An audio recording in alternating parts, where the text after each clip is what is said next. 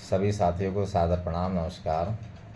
आज एक लघु कथा आप सबके समक्ष प्रस्तुत है। एक गांव था, उस गांव का नाम था ईश्वरपुर। उस गांव में एक लकड़हारा रहता था। वो लकड़ियों को काटता था और लकड़ियां बाज़ार में बेच के उसी पैसे से, मतलब जो पैसे मिलते थे उससे अपने परिवार का गुजारा करता था।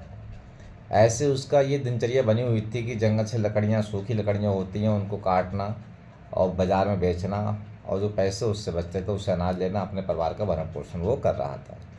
एक दिन क्या होता है, उसके दरवाजे पे 4 महात्मा आ जाते हैं और महात्मा उस लकड़हारे से कहते हैं कि आज आपके दर पे हम भोजन करेंगे।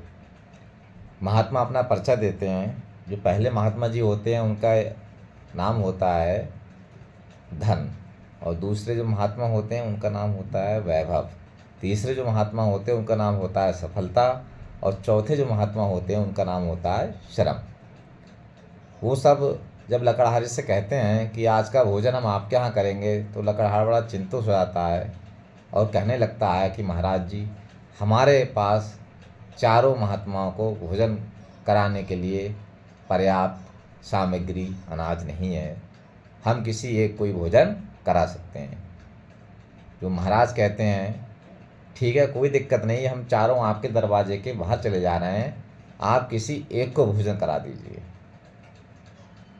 सोचने लगता है लकड़हारा किसको भोजन कराया जाए। फिर वो अपने परिवार में अंदर आता है, घर पे आता है, अपनी पत्नी से पूछता है कि 4 महात्मा जी दरवाजे के बाहर खड़े हैं, भी चारों को तो भोजन नहीं करा सकते हम, लेकिन महात्मा जी कह रहे हैं किसी एक को भोजन करा दीजिए। उन महात्माओं के जो नाम हैं, पहले महात्मा का नाम धन है, दूसरे महात्मा जी हैं उनका नाम वैभव है, तीसरे महात्मा जी का नाम सफलता है, और चौथे जो महात्मा जी है उनका नाम श्रम है। अब बताएं किसको भोजन कराया जाए। जो लकड़हारा होता है, उनकी जो धर्मपत्नी होती हैं वो कहने लगती हैं, देखिए हम लोग श्रम करते हैं तो श्रम से ही जो हमारे घर का मतलब भरण पोषण चल रहा है, हमारा परिवार चल रहा है, इसलिए जो श्रम नाम के महात्मा हैं उन्हें भोजन कराइए। लकड़हारा बाहर जाता है और कहता है कि महात्मा जी जो जिनका नाम श्रम है वो कृपया अंदर आ जाए, हम उनको भोजन कराएंगे। श्रम वाले महात्मा अंदर जाते हैं। जैसे ही वो अंदर घर में प्रवेश करते हैं भोजन के लिए, तीनों जो और महात्मा थे जिनका नाम धन, वैभव, सफलता था, वो भी उसके साथ आ जाते हैं उनके साथ में। किसान लकड़हारा जो होता है बड़ा दुविधा पड़ जाते हैं कि अरे हमने तो जो श्रम वाले महात्मा थे, श्रम नाम के, उनको भोजन कराना है, आप तो सभी चले आए।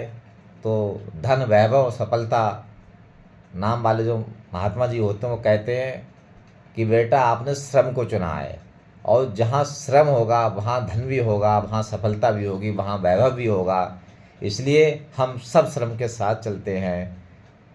इसलिए आपने श्रम को चुना है, इसलिए सब हम आपके साथ हैं।